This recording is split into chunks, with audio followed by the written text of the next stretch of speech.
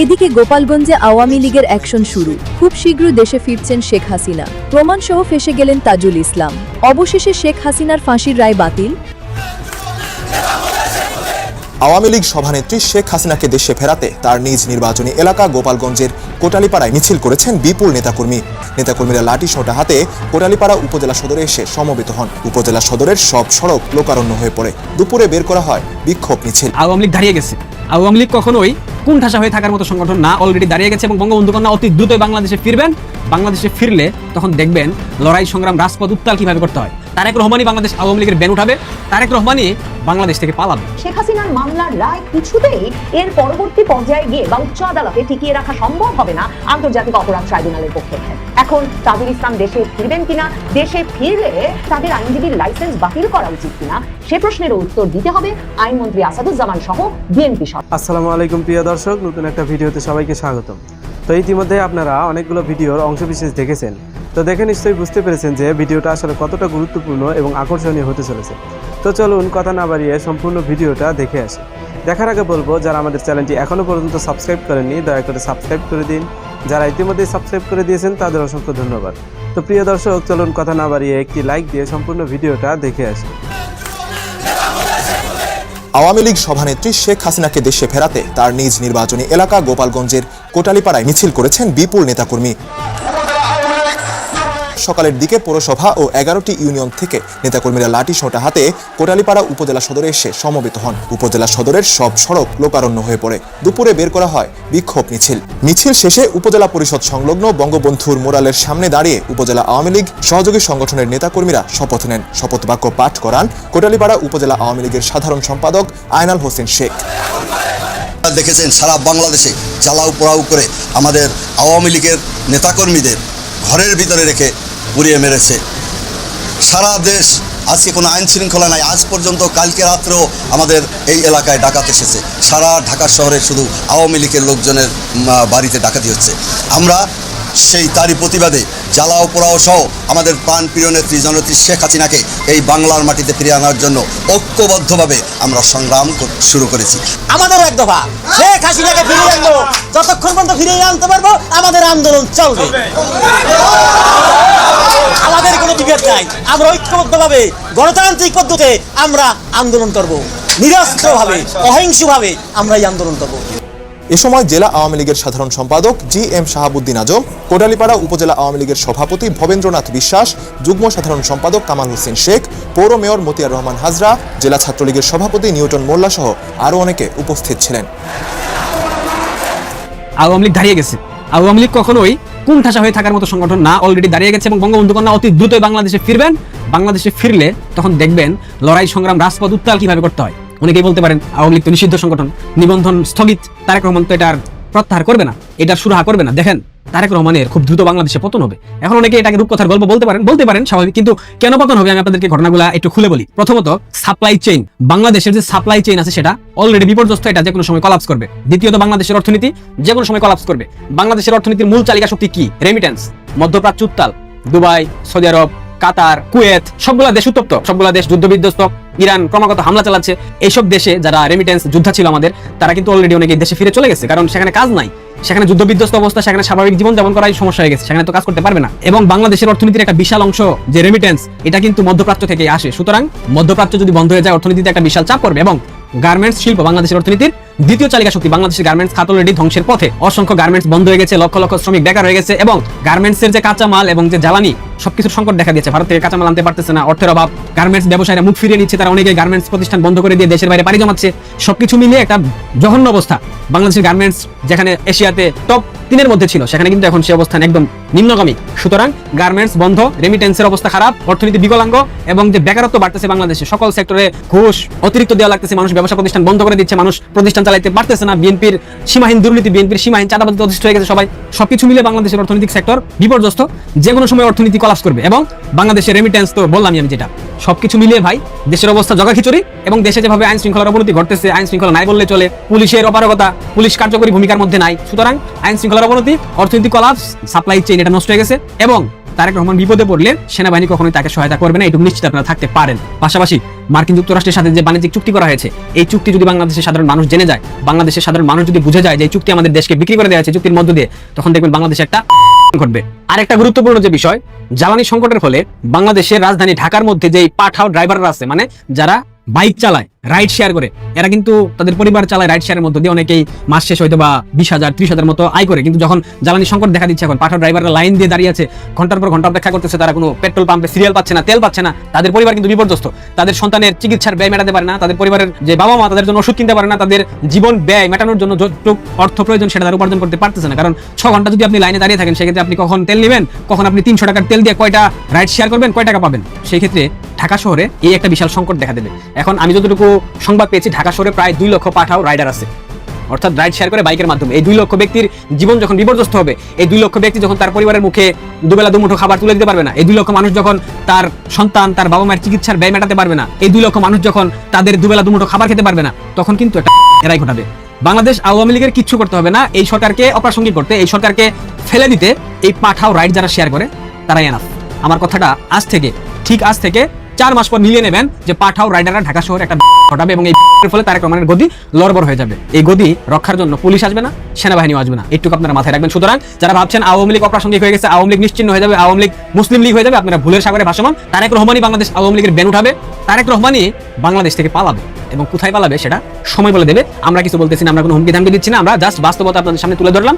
আশা করি আপনারা বুঝতে পেরেছেন বাংলাদেশের যে মূল সেক্টরগুলা, অর্থনীতি, সাপ্লাই লাইন, বেকারত্ব, আইন শৃঙ্খলা, জ্বালানি সংকট, এই কয়টা বিষয় একসাথে যখন বিক্রিয়া করবে রাসায়নিক বিক্রিয়ার মতো, তখন জনাব তারেক রহমান এই রাসায়নিক বিক্রিয়ার মধ্যে পড়ে তিনি একুল দুকুল হারাবেন। অনেকেই ভাবছেন আওয়ামী লীগ শেষ হয়ে গেছে, আওয়ামী লীগ নিষিদ্ধ, আওয়ামী লীগের কার্যক্রম নাই, আওয়ামী লীগের কার্যক্রমে অংশ নিলে জেল দেওয়া হবে, 6 মাস থেকে 14 বছর পর্যন্ত জেলের বন্দোবস্ত করা হয়েছে, নতুন যে আইন পাশ করা হয়েছে সংসদে। এর মাধ্যমে অনেকেই চুপসে গেছেন, অনেকেই শঙ্কিত, অনেকেই ভাবছেন আদৌ কি দল ব্যাক করতে পারবে কিনা, তারেক রহমান যেভাবে ফেসিজম কায়েম করতেছেন সেক্ষেত্রে আওয়ামী লীগ কি দাঁড়াতে পারবে কিনা। এই ধরনের অনেক কথা আপনাদের মনের মধ্যে ঘুরতেছে, অনেক প্রশ্ন আপনাদের মনের মধ্যে ঘুরতেছে। অনেকে আমাকে বলেছেন যে আওয়ামী লীগ কি আদৌ সহসায় ফিরতে পারবে কিনা, শেখ হাসিনা কি দেশে ফিরতে পারবেন কিনা, এই ধরনের অনেক কথা আপনারা বলতেছেন, আপনাদের মনের মধ্যে প্রশ্ন জাগতেছে। এটা খুব স্বাভাবিক জায়গাটায়, কারণ যেভাবে নির্যাতন নিপীড়নের মাত্রা বাড়ানো হচ্ছে, যেভাবে অসম্মান অপদস্থ করা হচ্ছে শুধুমাত্র সমর্থন করার কারণে, যেভাবে আপনাদের ব্যবসা প্রতিষ্ঠান দখল করা হয়েছে, আপনাদের আয়ের উৎস বন্ধ হয়ে গেছে, আপনারা ঠিকমতো চলতে পারেন না, দেশের যে অবস্থা এর মধ্যে আপনাদের আর অবস্থা খুব জঘন্য, সবকিছু মিলিয়ে আপনারা হতাশার মধ্যে ডুবে যাচ্ছেন।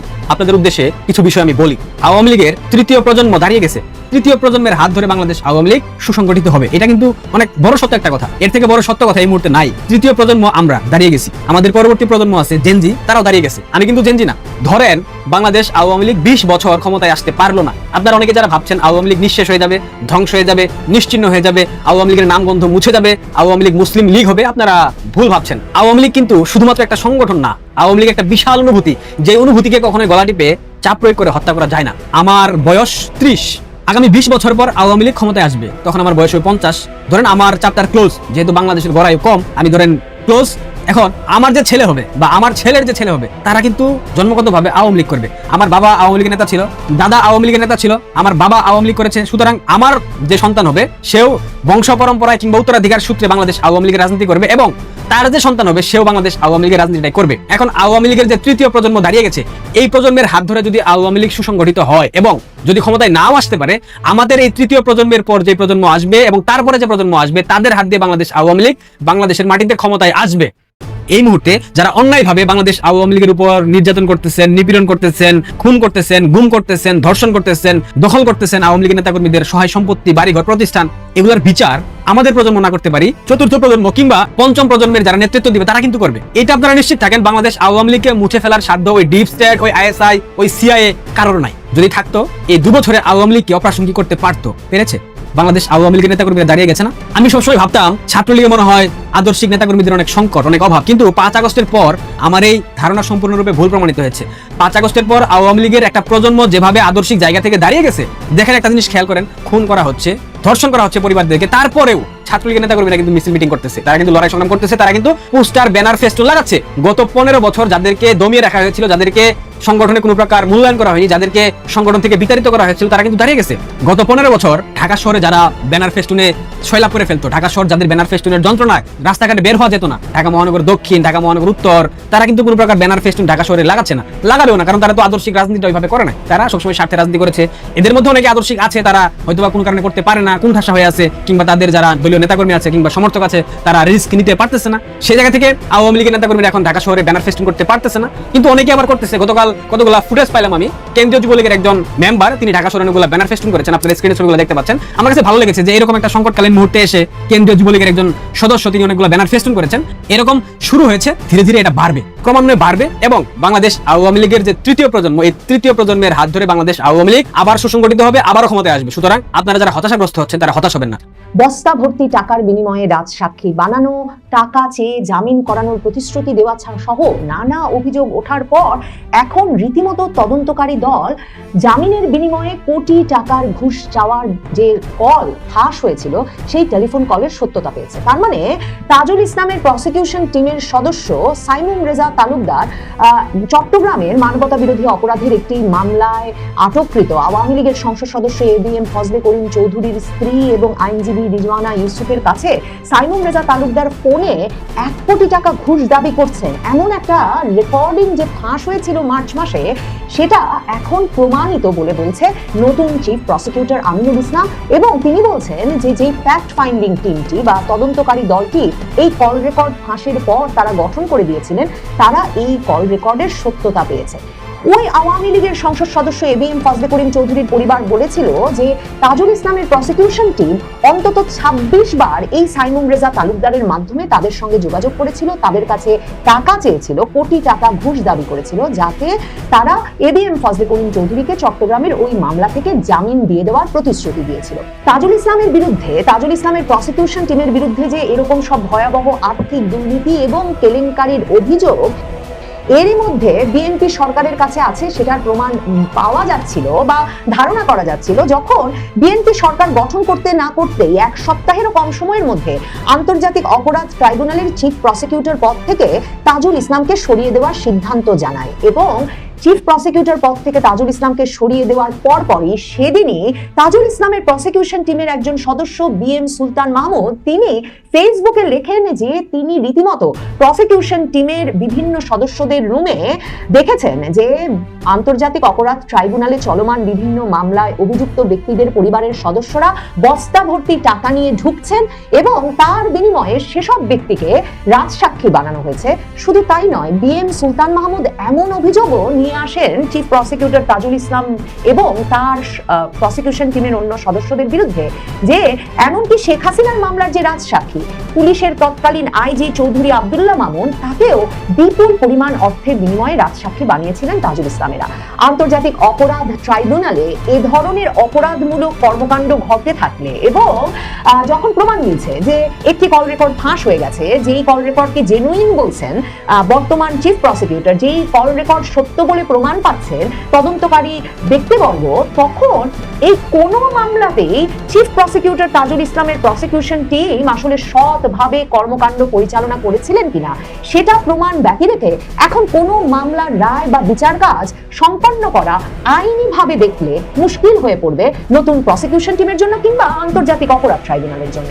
আন্তর্জাতিক অপরাধ ট্রাইব্যুনালটি যখন 2024 সালের 5ই আগস্টের পর আইনটি পাল্টে ফেলে 2024-এর জুলাই আগস্টের রাজনৈতিক আন্দোলনের সময় ঘটা ঘটনাবলীর বিচারের জন্য আবার গঠিত হয়, যেই আদালতে কিনা শেখ হাসিনার আমলে 1971 সালের যুদ্ধাপরাধের বিচার চলছিল এবং যেই আদালতে জামায়াতে ইসলামীর নেতৃবৃন্দের যখন 1971 সালের যুদ্ধাপরাধের দায়ে বিচার হচ্ছিল তখন তাদের পক্ষে আইনজীবী হিসেবে কাজ করছিলেন এই তাজুল ইসলাম, তখন 2024 সালের 5ই আগস্টের পর ওই আন্তর্জাতিক অপরাধ ট্রাইব্যুনালের আইন এবং এখতিয়ার বদলে নতুন করে ওই আদালতকে শেখ হাসিনার বিচারের জন্য ব্যবহার করা এবং শেখ হাসিনা এবং আওয়ামী লীগ নেতৃবৃন্দের বিচারের ওই আদালতের চিফ প্রসিকিউটর হিসেবে তাজুল ইসলামকে নিয়োগ দান নিয়ে তখন থেকেই দেশে বিদেশে নানা আইন বিশেষজ্ঞরা কথা বলছিলেন। তারা বলছিলেন এটা সরাসরি তার ক্ষেত্রে এমন একটা স্বার্থের সংঘাত তৈরি করে যে এটা নিশ্চিতভাবে এই আদালতে ঘটে যাওয়া যে কোনো বিচারকে পরবর্তীতে প্রশ্নের সম্মুখীন করবে।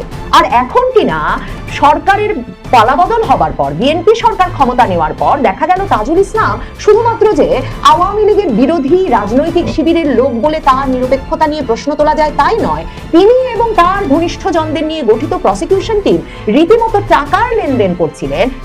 কাকে জামিন দেওয়া হবে, কাকে জামিন দেওয়া হবে না সেগুলো নির্ধারণে তার চেয়েও ভয়াবহ কথা, একেবারে শেখ হাসিনার মামলার রাজসাক্ষী সহ বিভিন্ন মামলায় কাদেরকে অভিযুক্ত করা হবে আর কাদেরকে রাজসাক্ষী বানানো হবে সেসব নিয়েও ওই অভিযুক্তদের পরিবারগুলোর সঙ্গে অর্থের লেনদেন করছিলেন তাজুল ইসলাম এবং তাজুল ইসলামের প্রসিকিউশন টিম। তাজুল ইসলাম তার অত্যন্ত ঘনিষ্ঠ ব্যক্তিবর্গকে নিয়েই কিন্তু আন্তর্জাতিক অপরাধ ট্রাইব্যুনালের প্রসিকিউশন টিমটা গঠন করেছিলেন। কাজেই এই যে বিশ্ববিদ্যালয়ের শিক্ষক সাইমুম রেজা তালুকদার তাজুল ইসলামের প্রসিকিউশন টিমে জায়গা পেয়েছিলেন এবং তিনি প্রসিকিউশন টিমে বসে আন্তর্জাতিক অপরাধ ট্রাইব্যুনালের মামলায় অভিযুক্ত ব্যক্তির আইনজীবীর সঙ্গে কি হলে আর কত টাকা হলে জামিনের ব্যবস্থা করে দেবেন তারা, এই নিয়ে 25-26 বার ফোন করে দর কষাকষি করছিলেন। সেটা যে এই প্রসিকিউশন টিমের একেবারে ছত্র ছায়া ছাড়া বা সম্মিলিত ঐক্যবদ্ধ একরকমের ভূমিকা ছাড়া সম্ভব নয়, সেটা সম্ভবত ধারণা করতে অসুবিধা হয় না। বিএম সুলতান মাহমুদ এই প্রসিকিউশন টিমের ভেতর থেকে যিনি মুখ খুললেন তাজুল ইসলামকে সরিয়ে দেওয়া মাত্র সামাজিক যোগাযোগ মাধ্যমে, তিনি সরাসরি বলেছেন যে তাজুল ইসলাম চিফ প্রসিকিউটরের চেয়ারকে টাকা আয়ের হাতিয়ার করেছিল তাজুল ইসলামের নেতৃত্বাধীন সিন্ডিকেট এবং তিনি মোহাম্মদ তাজুল ইসলামের বিরুদ্ধে দুর্নীতি ও অনিয়মের অভিযোগ করে তার ওই ফেসবুকে লেখা মন্তব্যে আরো উল্লেখ করেছিলেন যে পুলিশের সাবেক আইজি চৌধুরী আব্দুল্লাহ আল মামুন এবং আশুলিয়া থানার সাবেক উপপরিদর্শক শেখ আফজালুল হককে রাজসাক্ষী করা নিয়েও প্রশ্ন তোলার সুযোগ আছে। তিনি বলেছিলেন রংপুরের শহীদ আবু সাইদ হত্যাকাণ্ডে করা মানবতা বিরোধী অপরাধের মামলা থেকে একজন পুলিশ কর্মকর্তাকে অব্যাহতি দেওয়া এবং চানখারপুল এলাকায় গুলি চালানোর নির্দেশ দেওয়া একজন পুলিশ কর্মকর্তাকে আসামি না করে সাক্ষী যে করা হয়েছে এসবও অর্থের বিনিময়ে হয়েছে বলে তিনি অভিযোগ করেছিলেন। সুলতান মাহমুদ এই যে তাজুল ইসলামের প্রসিকিউশন টিমের যেই সদস্য তাজুল ইসলাম সহ তার প্রসিকিউশন টিমের অন্য সদস্যদের বিরুদ্ধে অভিযোগ এনেছিলেন, তিনি বলেন যে গত বছরের নভেম্বরের শেষ দিকে মানে 2025-এর নভেম্বরের শেষ দিকে আশুলিয়ার লাশ পোড়ানো মামলার আসামি এসআই আফজালুল হকের স্ত্রী সন্ধ্যার দিকে ভারী ব্যাগ নিয়ে প্রসিকিউটর তামিমের কক্ষে প্রবেশ করেন। বিষয়টি দেখার পর তাজুল ইসলামের কক্ষে গিয়ে তিনি সাথে সাথে তাকে তা জানিয়েছিলেন, কিন্তু তাজুল ইসলাম ওই ঘটনায় কোনো ব্যবস্থা নেন নাই, বরং বিএম সুলতান মাহমুদ যে একজন আসামি বা একজন অভিযুক্তের পরিবারের সদস্য বস্তা নিয়ে আরেক প্রসিকিউটরের রুমে ঢুকছেন সেটা দেখে তাকে রিপোর্ট করায় এই বিএম সুলতান মাহমুদকেই উল্টো ধমকাধমকি করেছিলেন। সুলতান মাহমুদ আরো লিখেছেন তামিম মানে আরেক প্রসিকিউটর তামিম তখন সবার সামনে এসআই আফজালের স্ত্রীর তার পক্ষে যাওয়ার বিষয়টি স্বীকার করেছিলেন। পরবর্তী সময়ে সেই আফজালকে রাজসাক্ষী করা হয়, বিচারে তাকে খালাস দেওয়া হয়। মনে রাখতে হবে শেখ হাসিনা এবং শেখ হাসিনার আমলের স্বরাষ্ট্রমন্ত্রী আসাদুজ্জামানের যে মৃত্যুদণ্ড হয় এবং সেই একই মামলায় আইজি চৌধুরী আব্দুল্লাহ আল মামুন রাজসাক্ষী হয়, তাকে যে মাত্র 5 বছরের কারাদণ্ড দেওয়া হয়, তার মধ্যেও কিন্তু এই চাংখারপুলের 6 হত্যাকাণ্ড এবং আশুলিয়ায় 6 জনকে পুড়িয়ে হত্যাকাণ্ডের ঘটনার বিচার হয়েছে। কাজেই এসব দুর্নীতি যদি সত্যি ওই মামলায় ঘটে থাকে, শেখ হাসিনার মামলার রায় কিছুতেই এর পরবর্তী পর্যায়ে গিয়ে বা উচ্চ আদালতে টিকিয়ে রাখা সম্ভব হবে না আন্তর্জাতিক অপরাধ ট্রাইব্যুনালের পক্ষে। আন্তর্জাতিক অপরাধ ট্রাইব্যুনালের নতুন প্রসিকিউশন টিমকে মানে চিফ প্রসিকিউটর হিসেবে এখন যেই বিএনপি পন্থী আইনজীবীকে নিয়োগ দিয়েছে বিএনপি সরকার, সেই আমিনুল ইসলামকে এখন তদন্তের মাধ্যমে এই সিদ্ধান্তে পৌঁছতে হবে যে ওই মামলাগুলোর ক্ষেত্রে প্রসিকিউশন টিম সত্যি যেসব অভিযোগ এসেছে সেসব অপরাধে যুক্ত ছিল না, মানে টাকার বিনিময়ে কাউকে রাজসাক্ষী করেনি, টাকার বিনিময়ে এর আগে কাউকে জামিন দেওয়ার ঘটনা ঘটেনি। বর্তমান চিফ প্রসিকিউটর আমিনুল ইসলাম সংবাদ মাধ্যমকে বলেছেন যে তারা কল রেকর্ডটা যে জেনুইন সেটা এরই মধ্যে সিদ্ধান্তে পৌঁছেছেন বটে, কিন্তু ফ্যাক্ট ফাইন্ডিং টিম বা তদন্তকারী কমিটিটি এখনো তদন্ত অব্যাহত রেখেছে যে কোনো টাকার লেনদেন হয়েছে কিনা। কদিন আগেই আন্তর্জাতিক অপরাধ ট্রাইব্যুনালের বর্তমান চিফ প্রসিকিউটর আমিনুল ইসলাম জানিয়েছিলেন যে তাজুল ইসলামকে নাকি খুব শিগগিরই ফ্যাক্ট ফাইন্ডিংস কমিটি ডাকবে। এই কথা জানিয়ে এটাও বলেছেন তাজুল ইসলামকে তখনই ডাকা যাবে যখন তিনি বিদেশ থেকে দেশে ফিরবেন। তার মানে তাজুল ইসলামের বিরুদ্ধে এমন সব গুরুতর ভয়াবহ অভিযোগ উঠবার পরেও বাংলাদেশের ইতিহাসের অন্যতম সব স্পর্শকাতর মামলা যে আদালতে চলছে সে আদালতের চিফ প্রসিকিউটরের বিরুদ্ধে এমন সব ভয়াবহ অভিযোগ তার সহকর্মীর তরফেই তোলা হলেও চিফ প্রসিকিউটর তাজুল ইসলামকে বিএনপি সরকার বিদেশ যাত্রায় কোনো বাধা দেয় নাই, তিনি বিদেশ যেতে পেরেছেন। এখন তাজুল ইসলাম দেশে ফিরবেন কিনা, দেশে ফিরলে এই আইনজীবীরা এ ধরনের ভয়াবহ দুর্নীতির সঙ্গে জড়িত হলে তাদেরকে আইনজীবী হিসেবে আর আদালতে প্র্যাকটিস করতে দেওয়া যায় কিনা, মানে তাদের আইনজীবীর লাইসেন্স বাতিল করা উচিত কিনা, সে প্রশ্নেরও উত্তর দিতে হবে আইনমন্ত্রী আসাদুজ্জামান সহ বিএনপি সরকার। তো প্রিয় দর্শক, আশা করছি সম্পূর্ণ ভিডিওটা মনোযোগ দিয়ে দেখেছেন। দেখে কি বুঝলেন, কি জানলেন, আপনাদের গুরুত্বপূর্ণ মতামতগুলো আমাদের কমেন্ট বক্সে জানিয়ে দিন। পারলে ভিডিওটা শেয়ার করে অন্যকে দেখার সুযোগ করে দিন। আবারও বলছি, যারা আমাদের চ্যানেলটি এখনও পর্যন্ত সাবস্ক্রাইব করেননি দয়া করে সাবস্ক্রাইব করে দিন। যারা ইতিমধ্যে সাবস্ক্রাইব করে দিয়েছেন তাদের অসংখ্য ধন্যবাদ। তো প্রিয় দর্শক, আজকের মতো এ পর্যন্তই। দেখা হবে পরবর্তী কোনো নিউজে। ততক্ষণ সবাই ভালো থাকবেন, সুস্থ থাকবেন। আল্লাহ হাফেজ।